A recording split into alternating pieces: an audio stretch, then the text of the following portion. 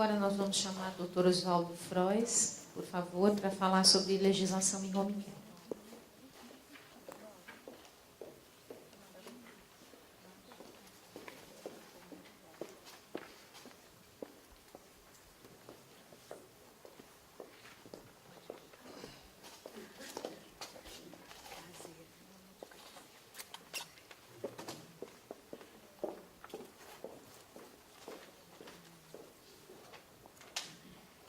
Bom dia, sou amigo do Dr. Acari, já há bom tempo, e inicialmente eu quero mais uma vez, na presença de todos, dizer que admiro extremamente o trabalho que ele desenvolve.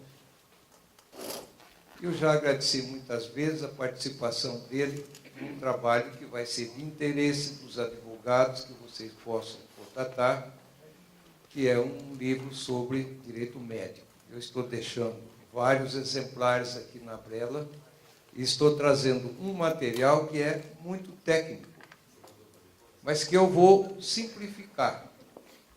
Esse material técnico interessa muito aos advogados, isso vai ficar à disposição da Brela, não apenas a questão do pedido judicial de assistência domiciliar ou home care, que quase sempre é negado pelos poderes públicos, em alguns casos, e a maioria dos casos pelas entidades de assistência à saúde.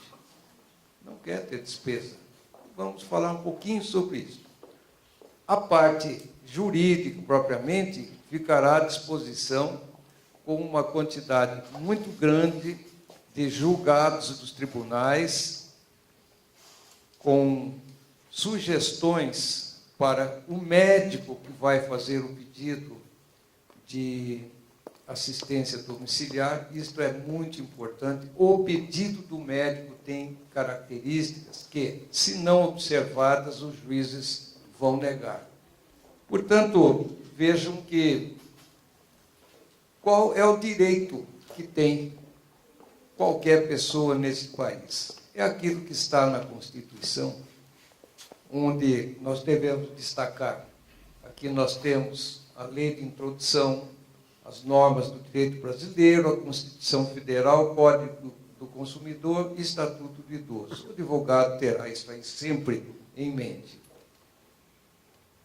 Mas o que é a pessoa? Quais são os seus direitos? Que direito vocês têm? Que direito qualquer cidadão desse país tem? Qual é o maior direito da pessoa? É o direito à vida. E isso está consagrado na Constituição. Fonte primária de todos os outros bens jurídicos. Qualquer outro bem jurídico depende do quê? Da vida das pessoas.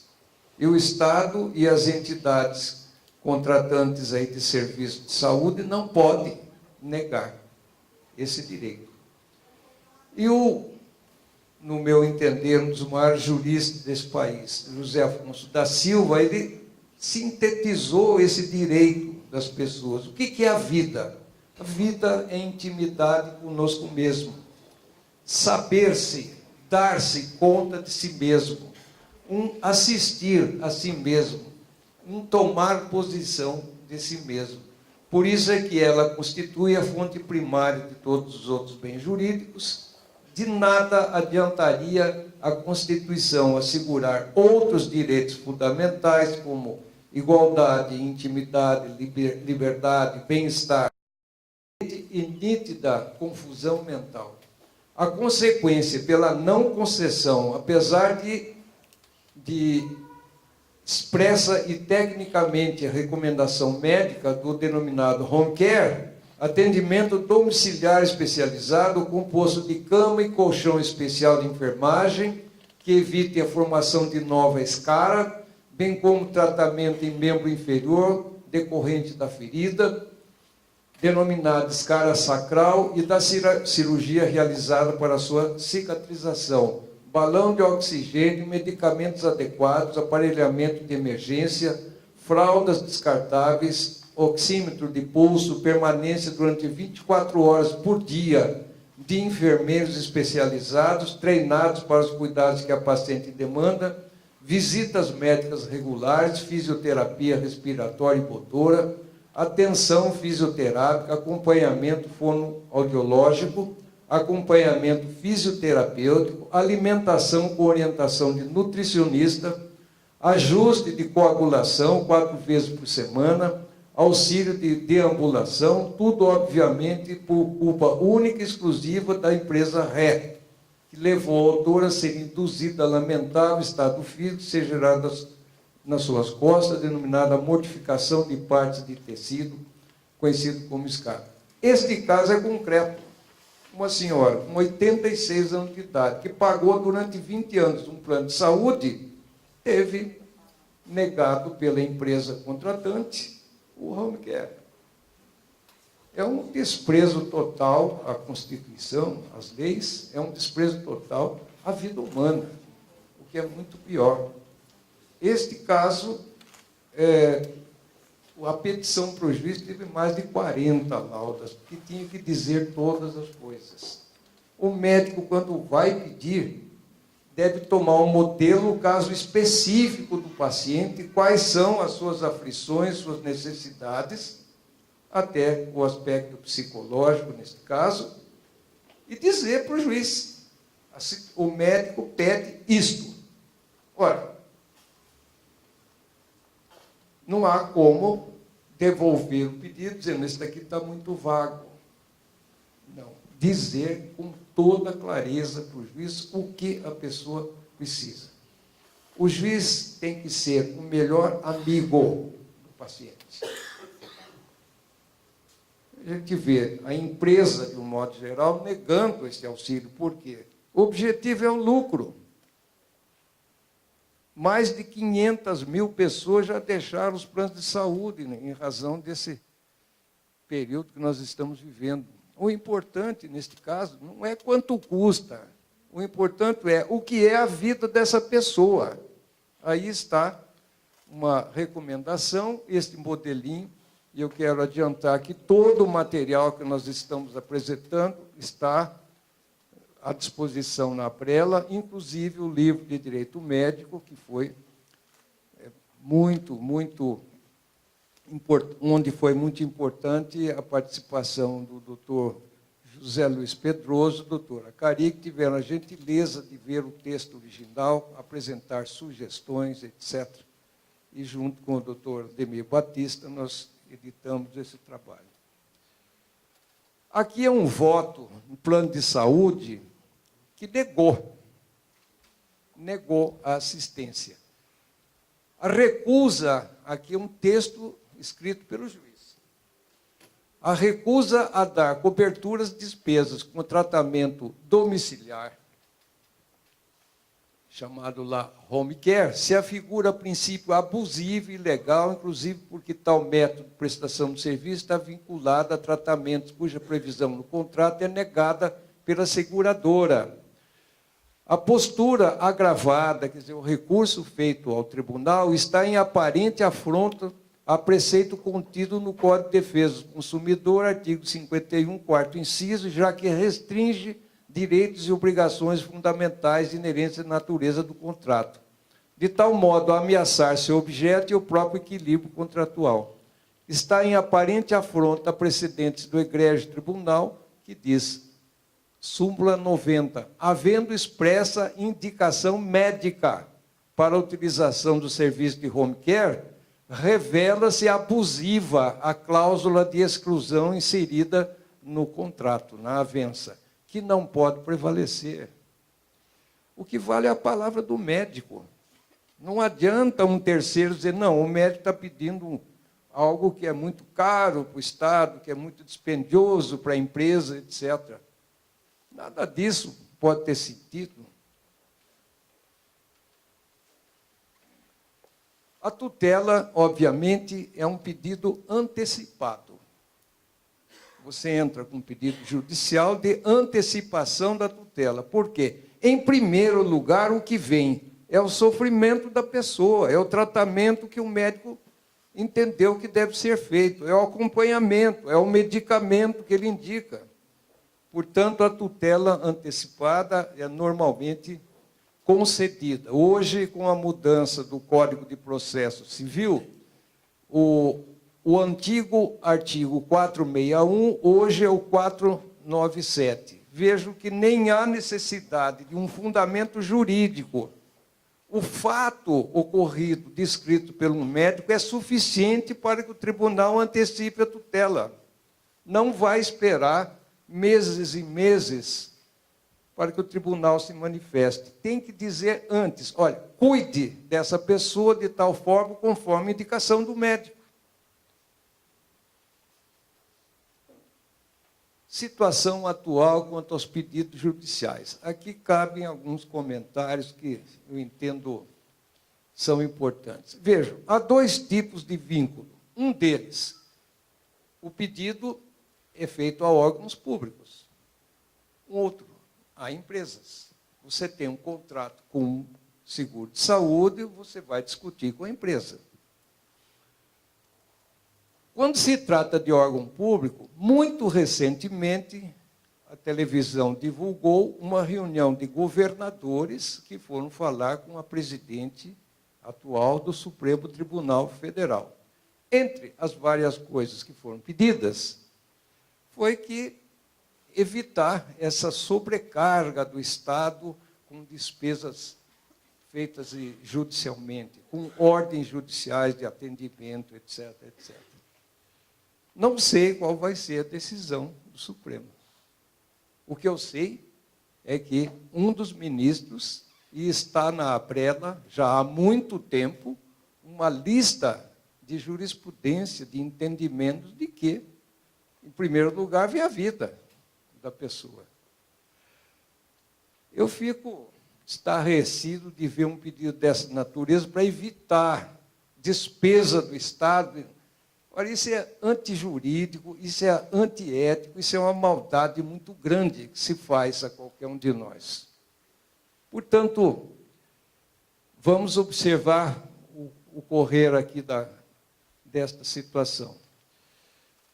Portanto, vejam que, nesta hipótese, hoje nós temos também no Estado de São Paulo, quando você faz um pedido cautelar de natureza relativa à saúde, o que acontece? Vai por uma Câmara que vai fazer uma apreciação, para dizer para o juiz, olha, é pertinente o pedido, não é, não, o médico está pedindo isso, etc., etc., É outra irregularidade, a meu ver. Por quê?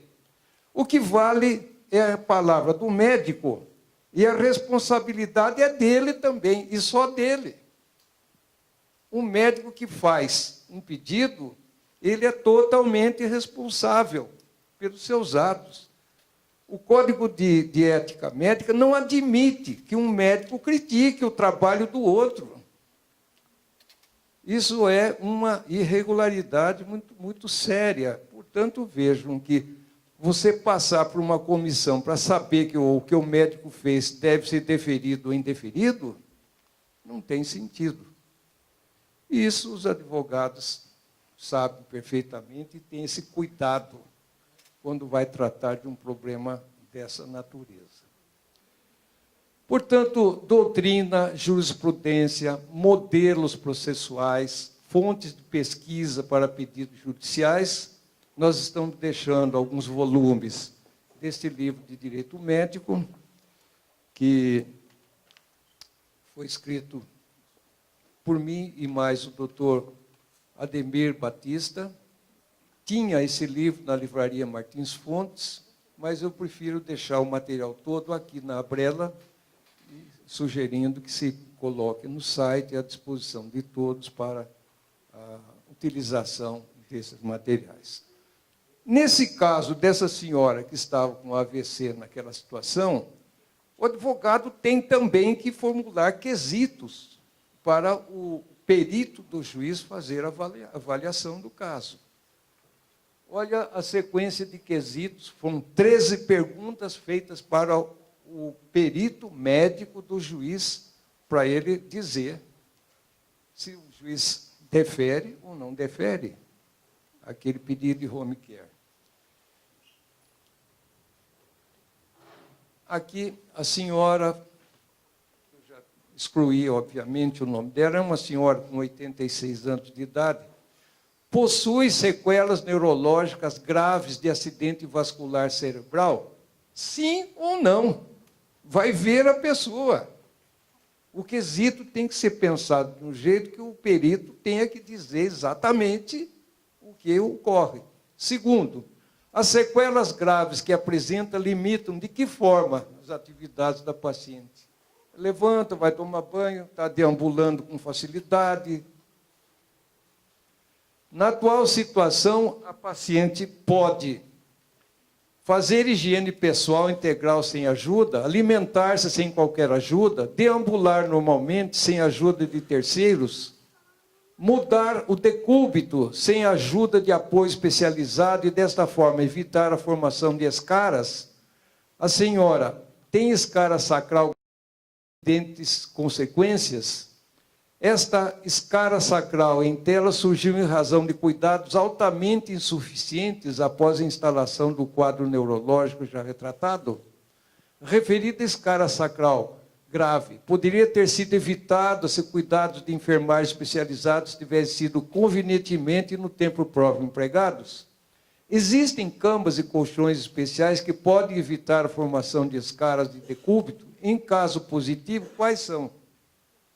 Cuidados de enfermagem especializada constantes podem evitar a formação de novas escaras? Em caso positivo, quais são esses procedimentos? Detalhar. A ferida sacral grave devem ser empregados cuidados especiais como limpeza e curativos diários? Em caso positivo, quais os cuidados? Qual o material a ser utilizado? As evidentes limitações motoras registradas no caso podem, em algum grau, ser minimizadas com o emprego de fisioterapia motora própria?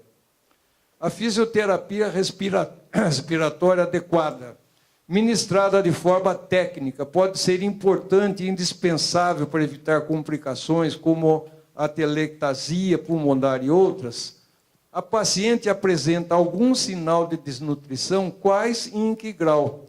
Auxílio e orientação nutricional podem ser importantes à paciente?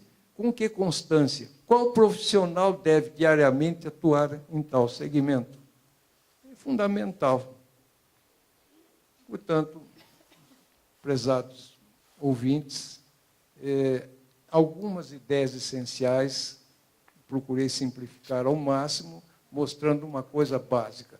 O direito que as pessoas têm, a forma como ela está pedindo, os cuidados que devem ser apresentados nesta forma de pedir, que se chama a petição judicial. Muito obrigado pela atenção.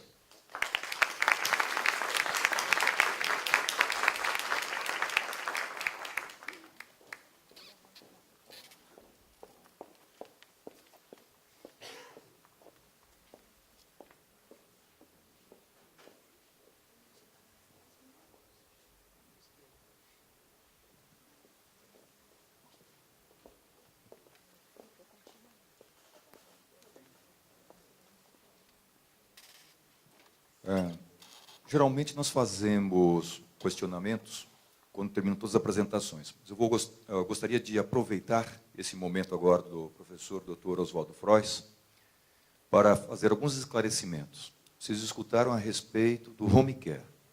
O home care ele é bem amplo.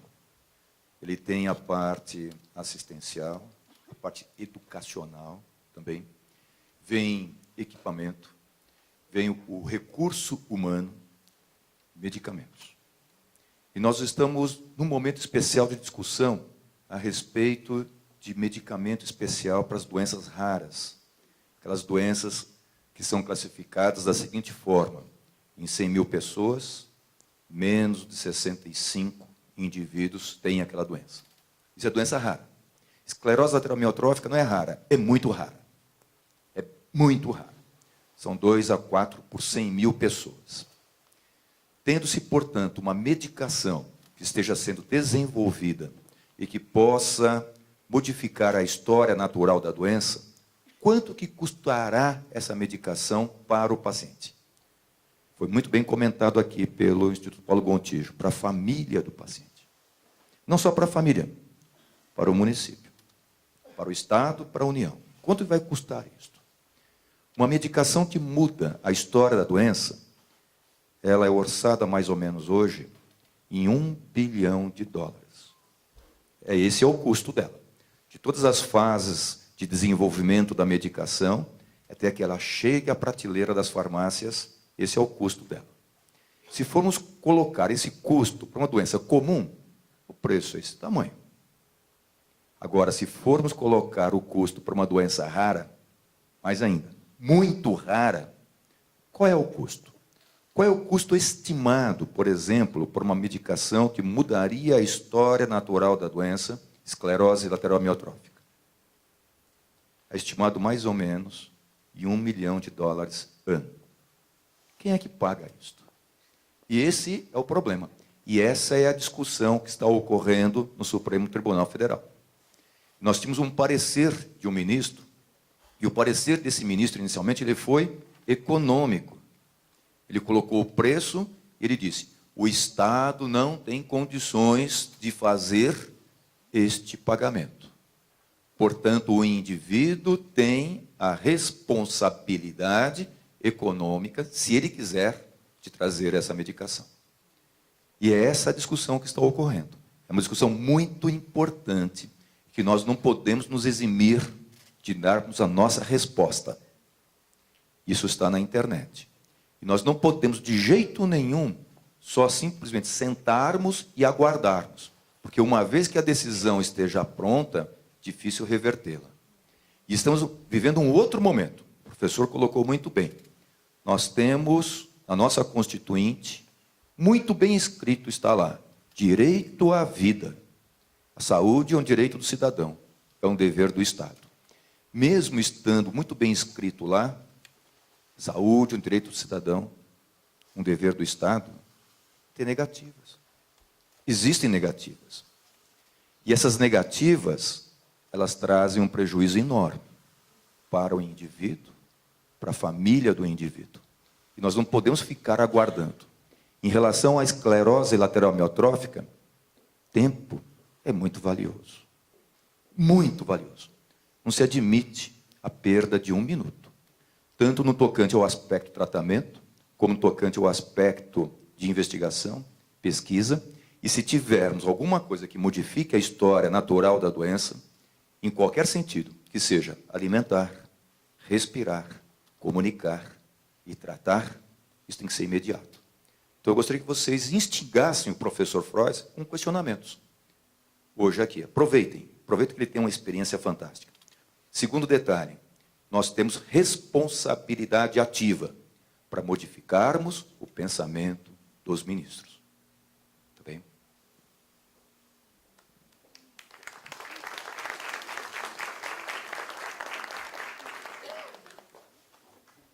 Eu vou fazer a primeira pergunta. Então, de novo, todo mundo que fizer pergunta, por favor, se reapresentar, porque bastante gente chegou depois, tá bom? Então, só a Eli que trabalha na Brela. Nós estamos com a dificuldade de que o Riluzol parou de ser fornecido no SUS. Ele é um medicamento incluso na listagem do SUS, medicamento de alto custo. E aí, vira e mexe, tem interrupção desse fornecimento, que é o caso agora, de novo, que está acontecendo no Brasil todo, assim, vários estados. Então, nós escrevemos em nome da Brela para várias secretarias de saúde e não tivemos nenhuma resposta do porquê que estava acontecendo essa interrupção. E só a Secretaria de São Paulo que respondeu assim, o medicamento está sendo descontinuado por motivos pontuais, alguma coisa assim. Mas estará de volta dia 22. Então, no dia 24, nós ligamos num único posto que voltou a medicação. Nos outros não estão regularizados. E no restante do país, nós continuamos recebendo ligações de que as pessoas não estão tendo acesso ao Riluzol. Pedi ajuda para o Ministério Público, pedindo para que eles, de alguma maneira, nos ajudem a pedir uma resposta do Ministério da Saúde do porquê não está sendo fornecido. Então, a minha pergunta é, o que mais a Abrela e as pessoas, os pacientes, podem fazer para que volte esta medicação, já que ela é regulamentada por uma portaria federal, desde 2002. A via judicial é utilizada quando há o conflito. O conflito é o não cumprimento a tempo necessário por parte do poder público. Portanto, quando isto acontece, por exemplo, a Anvisa coloca lá meia dúzia de antibióticos para, por exemplo, uma infecção generalizada.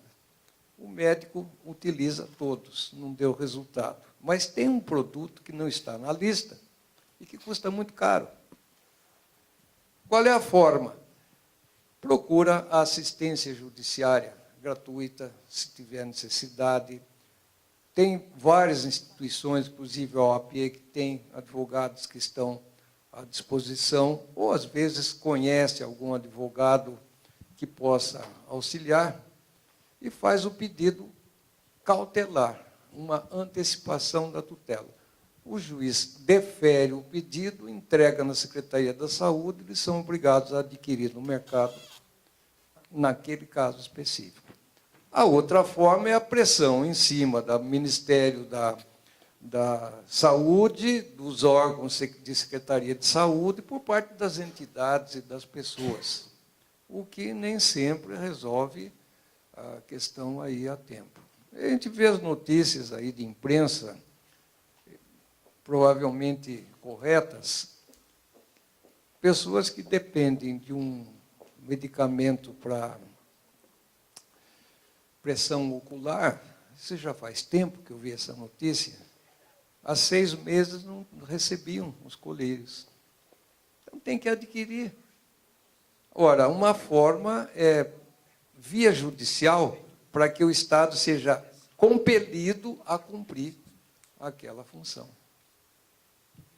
Infelizmente, isso a judicialização da medicina é um fato. Mas você precisa do medicamento. A doença não pode aguardar por longo tempo o julgamento. Então, o pedido cautelar, hoje, com a modificação do Código de Processo, não precisa ter a fumaça do bom direito. Basta existir o fato. Existe o fato. E aí é importante o modo como redige o seu pedido. Essa página relativa à prescrição do médico é muito importante. Entrega para o juiz é o melhor amigo desse paciente. Defere o pedido e o Estado é obrigado a cumprir. É contra isso que os governadores estão se batendo no Supremo. Eu acho isso de uma... Não vou dizer o termo exato, mas é uma falta de ética, vamos chamar assim, incrível, viu? É uma falta de consideração com a pessoa. É uma ilegalidade, é um descumprimento da Constituição. Eu tenho certeza que a atual presidente do Supremo vai dar uma solução justa. Por exemplo, vejo casos de pessoas abastadas que entram em juízo para não pagar 5, 6 mil reais do medicamento. Ora, peça desta pessoa a declaração do imposto de renda. Se ela tem recurso, pague o seu medicamento.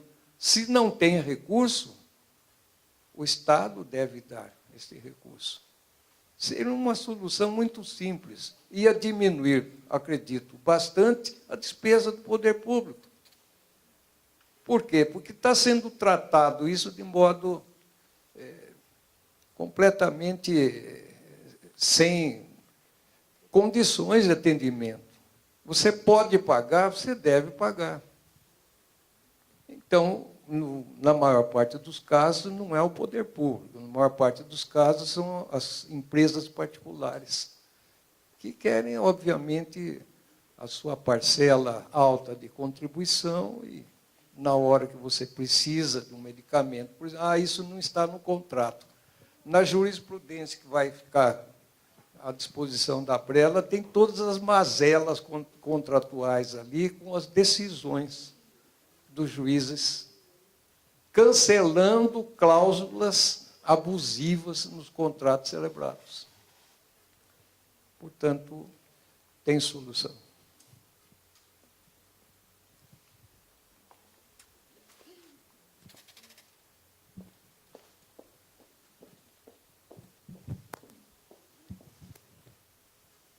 Bom dia, doutor. Sou estudante de enfermagem. Bom dia. O tema do meu TCC é ela. Não ficou muito claro para mim esse poder de compra, esse poder pagar. Porque, na minha visão leiga, até quem pode pagar não deve pagar pela medicação. Eu acredito nisso. Porque, tendo em vista o alto custo que essas famílias têm com os pacientes, com outras prioridades, com outros tratamentos, com equipes multidisciplinar, e é um custo muito alto. Então, mesmo que a Receita Federal prove que aquela pessoa tem uma renda razoável, ainda assim eu acredito que não deve pagar pela medicação. Ela tem que ser fornecida pelo SUS, entendeu? Porque, na verdade, pagamos 2 convênios, né? Um particular e o SUS, que é um convênio. Então, eu acredito que ter condições ou não ter condições é muito relativo, porque eu trabalhei com pessoas que tinham um poder aquisitivo alto e o custo com o paciente é muito alto. Então, qualquer coisa que venha para ajudar a minimizar esse custo é de grande ajuda, até para quem tem recursos, na minha visão leiga. Desculpe se eu estou falando alguma besteira. Não, imagine. Essa colocação que eu fiz é genérica. A pessoa tem recurso, não tem. Mas quem vai julgar o nível de recurso da pessoa, e isso envolve a família, sempre, é o juiz. Portanto, apresenta a sua declaração de imposto de renda e as suas justificativas do porquê não pode arcar com aquela despesa. É a cabeça do juiz, é o poder de convencimento do juiz. Então, quando o juiz fala que está convencido de alguma coisa, pessoas confundem. Bom, tem convencimento, tem. O que é o convencimento? O convencimento é uma consequência das provas que o juiz tem. Olha, tem uma prova material aqui, em declaração de imposto de renda. A renda da família é de R$100.000 por ano. Mas quanto custa esse tratamento? Quantos % desta renda familiar? Então, o advogado tem que ter esse tipo de cuidado de colocar todas as facetas do pedido, inclusive o aspecto financeiro, para que o juiz decida. Da decisão do juiz, se não lhe agrada, cabe recurso ao tribunal. Nós temos sempre 2 graus de jurisdição. O tribunal vai decidir. No tribunal, o advogado tem 20 minutos para, no momento do julgamento do recurso, apresentar as suas razões. Chama-se isso sustentação oral. É a nossa matéria todo dia, é isso aí. Ok? Bom dia, doutor Oswaldo. Aqui. Oi, ok. Aqui, bom dia. Bom dia. É Cristina, advogada, e enquanto eu lhe ouvia, estava pensando a primeira questão sobre a Abrela, não é? Me ocorreu a ideia da defesa coletiva de direitos. Sim. E a minha pergunta para o senhor é a seguinte: nós sabemos que isto é possível, mas o que é mais rápido?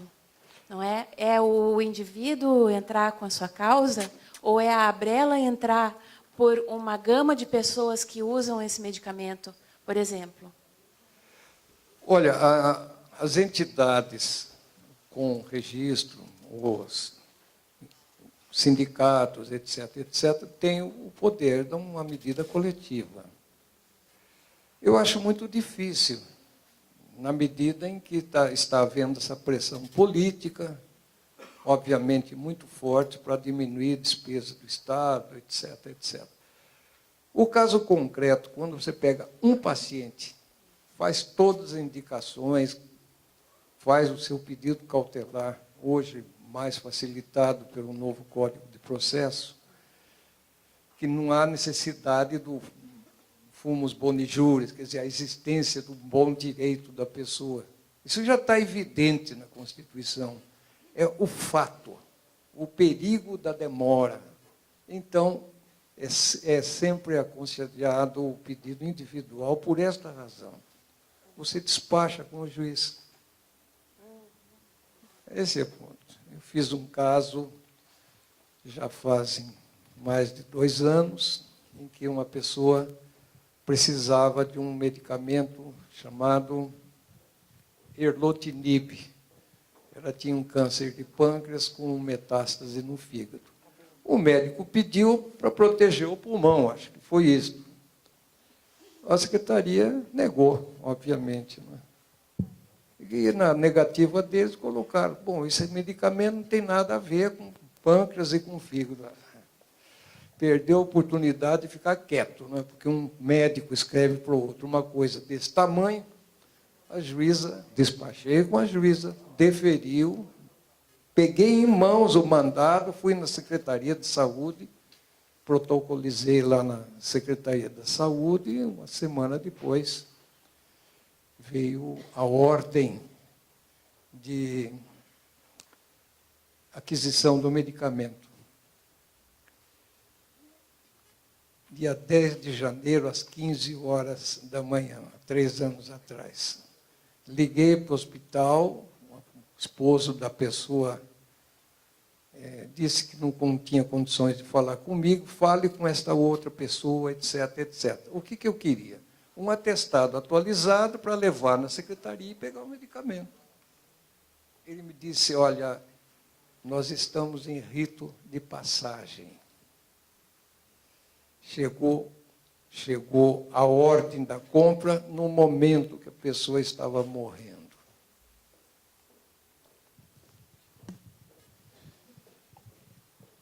Sabe, a nossa profissão tem isso. Ok. Doutor Oswaldo, tem uma última pergunta do Ricardo. Ele quer saber se o home care pode impedir saídas, e a gente já teve vários casos disso, dele sair de casa. O home care não impede a pessoa, segundo a natureza do problema dela, de sair.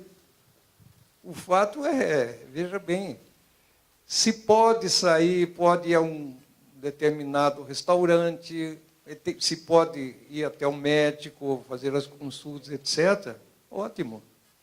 Não muda o fato de que você vive 24 horas por dia e durante o tempo todo com as suas dificuldades, segundo cada tipo de enfermidade.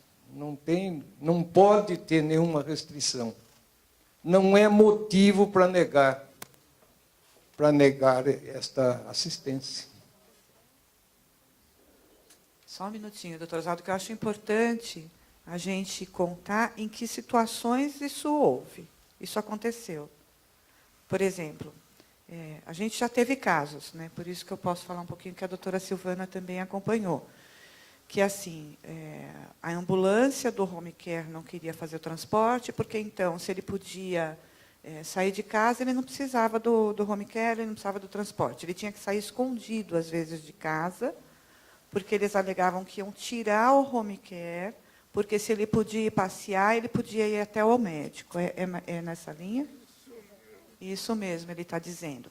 Então, por exemplo, se ele quiser sair para passear, o home care já alega que ele não precisa, então, mais dos profissionais do domicílio, porque ele pode sair e procurar o médico. Isso não é verdade, né? Porque ele precisa de cuidados 24 horas e não só do médico. Acho que é mais ou menos isso. Só o médico pode dizer o que a pessoa precisa. Motorista, dirigente, diretor de empresa de transportes, etc., obedeça. Manda quem pode, obedece quem tem juízo. O juiz deferiu uma liminar desse tipo, ninguém pode colocar obstáculo de nenhuma parte. Isso implica no quê? Em desobediência judicial. Os juízes não acham graça nenhuma numa desobediência. Portanto, O cuidado do pedido, a forma como o advogado apresenta, vai ter uma decisão judicial. Essa decisão tem que ser cumprida. Eu vejo circulando aí viaturas do metrô fazendo atendimento às pessoas com uma grande regularidade. Não é diferente a situação de quem está na condição dela. Cada tipo de enfermidade tem o seu fato específico. A ela não impede estas coisas. O que se deve é facilitar o direito da pessoa de ir e vir, não é? É isso aí. Doutor Frois, meu nome é Silvana, sou advogada e filha de paciente também. Aproveitando a pergunta da colega, doutora Cristina, é isso? Numa situação em que a Abrela interpusesse uma ação coletiva, na sua opinião, qual seria a ação mais apropriada? Uma obrigação de fazer, um mandado de segurança? Não, a mandado de segurança nunca. É obrigação de fazer. Seria mais próximo. É mais adequado, não é obrigação de fazer. Isso é... Porque A Abrela, sendo a autora, em face Sim. do Estado. você tem que pensar que nós temos um contrato social, onde nós escolhemos as pessoas que vão dirigir a vida das pessoas do país, da região, do estado, do município. Ora, esse contrato social que vem desde Rousseau, principalmente, não é? Faz parte do convívio. Demora, hein? A doutora sabe que... Você sabe qual foi o dia que você pediu. Enquanto isso, no caso, né, se a Abrela interpuseram uma ação, quem tiver mais urgência não pode esperar o resultado dessa ação coletiva, então entraria de forma individual, como o senhor orientou. Antecipação de tutela. Que é o que eles estão fazendo, viu? Todo mundo a gente está orientando para entrar Sim, individualmente. olha, direto é o caso específico. O cuidado nós colocamos aqui um pouco rapidamente, mas a Abrela tem esse material. Em relação ao questionamento que foi feito pelo Ricardo, eu tenho uma visão muito simples, e ela é legal também. Nós temos na Constituinte algo consagrado, que é o direito de ir e vir. Ele é livre do indivíduo. O home care não é prison care. Não está presa a pessoa, a não ser aqueles lava-jato. Se eles estiverem com home care, é preso do que se encontra lá. Mas, contrário, como o Ricardo, que eu saiba, Ricardo, você não é lava-jato não, né? Então você pode ir e vir. Isso é consagrado. Sim. Ninguém pode prender a pessoa em casa porque ela quer prender e que vai perder o home care. Isso é crime. É criminoso isto. Então, ou seja, você tem direito de ir e vir. Tá bom? Agora, questão de ir e vir, tem os meios. O meio que você precisa é esse. Por isso que eu disse, não pode negar esse tipo de auxílio. Se o direito de usar uma viatura pública, etc., fosse tão rigoroso desse jeito, a gente não veria porta de escola, porta de faculdade, etc., carro oficial. Para quê? Aí pode ir e vir. Pois não, doutora. Por gentileza, Patrícia, por favor. Quando um paciente ou familiar entra com um pedido judicial de atendimento em home care, quanto tempo, em média, demora assim, até o parecer do juiz? Veja bem, Patrícia, o advogado pede cautelarmente. Em primeiro lugar, o juiz já despacha a ordem. Depois, continua o feito judicial sendo ouvindo a parte contrária, etc. Chama-se isso decidir inaudita alter parte, quer dizer, sem ouvir o outro lado. Por quê? Em razão da natureza do fato. Então, o juiz despacha cautelarmente, preliminarmente, e depois continua aí o feito, etc., para uma sentença que decida o fato. Ok? Muito obrigada, doutor Oswaldo, por todos os seus esclarecimentos, pela sua participação. Em nome da diretoria, eu agradeço sua presença. Viu? Muito obrigada. Muito obrigado. Obrigado.